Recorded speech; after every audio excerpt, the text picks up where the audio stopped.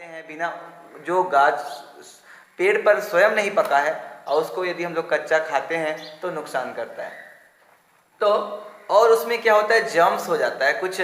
कभी कभी ऐसा होता है कि कच्चा रहने पर हम लोग देखते हैं आटा मैदा वगैरह में हम लोग देखते हैं कभी कभी बहुत दिन तक रह जाता है बरसात के दिनों में, तो उसमें बहुत तरह का छोटे छोटे पिल्लू वगैरह हम लोग देखने लग जाते हैं। उसी प्रकार ये तो आँखों से दिखता है, कुछ ऐसे जर्म्स होते हैं जिसको माइक्रो ऑर्गेनिज्म बोलते हैं, जो हमें हमें आँखों से नहीं दिखती।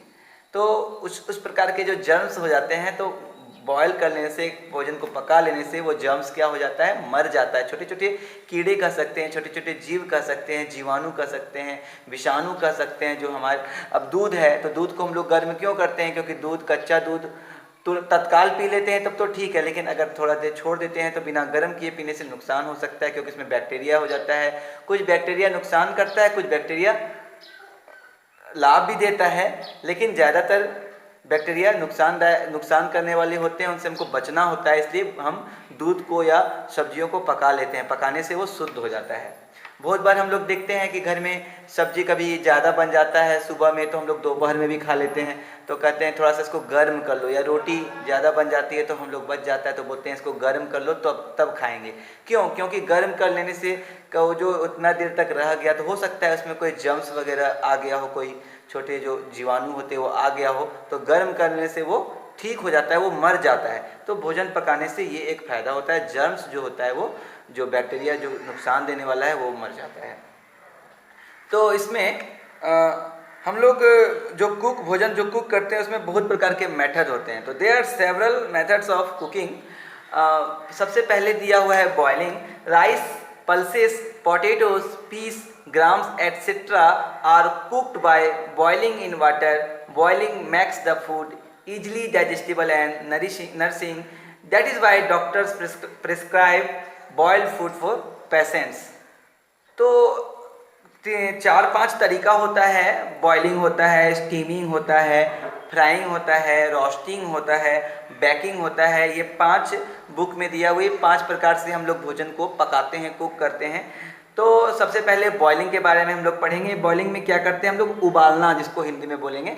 तो चावल को हम लोग, दाल को, आलू को, सब्जियों को, मटर को, चना को, ये सब वगैरह जितना ये सब को जो बहुत कड़े होते हैं अनाज दलहन, उसको खासकर हम लोग क्या करते हैं, सब्जियों को पकाते हैं, बॉयल करते हैं। कुछ लोग उसको पहले फ्राई भी करते हैं, सब्जियों को जैसे कुछ फ्राई कर लेते हैं उसके बाद फिर उसको पकाते हैं, लेकिन मेन है कि पकाना पड़ता है इनको। Boiling makes the food easily digestible and nourishing, that is why doctors prescribe boiled food for patients. तो हम लोग देखते हैं जब कोई किसी का पेट बहुत खराब हो जाता है तो कहते हैं पतली पतली रोटी खाओ, हल्की रोटी खाओ, सुपाच्य खाओ, पका अच्छा से पका करके खाओ, कच्चा चावल नहीं रहना चाहिए, कच्ची रोटी नहीं रहनी चाहिए, अच्छा से पकना चाहिए। कहते हैं रोटी जली भली, भात गीला भला। इस तरह से क्यों कहते हैं? क्योंकि अगर थोड़ा सा जल गया है तो वो चलेगा, कोई बात नहीं, लेकिन अगर कच्चा है तो वो नुकसान कर सकता है। जिसका पेट कमज़ोर होता है, जिसका डाइजेशन ठीक नहीं रहता है, जिसका स्टोमक खराब होता है, तो वो उसके लिए अच्छा से भोजन को डॉक्टर लोग कहते हैं कि पका करके खाने के लिए। तो ये सब बातें हैं, और भी हम लोग नेक्स्ट टॉपिक फिर अगले क्लास में, अगले लेक्चर में पढ़ेंगे।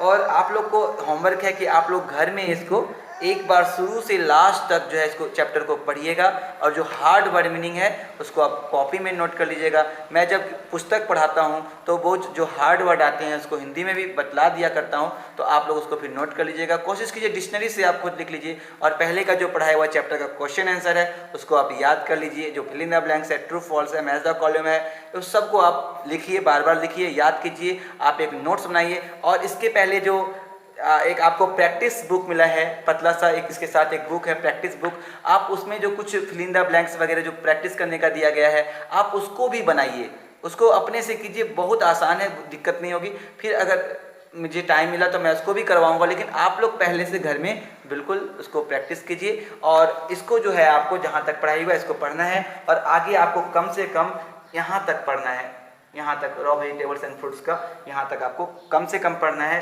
और अभी आप घर में बैठे हैं तो आपको यहाँ तक पढ़ना है। उसके बाद आपको ये जो हॉट कीज़ है इसको आपको घर में याद करना है।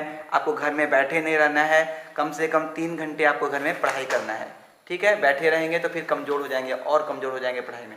घर में आपको पढ़ाई करना है और मेरे साथ आपको पढ़ना है। कोई दिक्कत होगा तो आप मेरे व्हाट्सएप नंबर में बराबर दे दिया करता हूँ लेक्चर में, आप मुझे कॉल कर सकते हैं, बात कर सकते हैं। आप मुझे ईमेल कर सकते हैं, कोई भी दिक्कत हो आप मुझे डायरेक्ट बात कर सकते हैं। ओके स्टूडेंट्स, गुड बाय, फिर हम लोग मिलते हैं। Okay, thank you.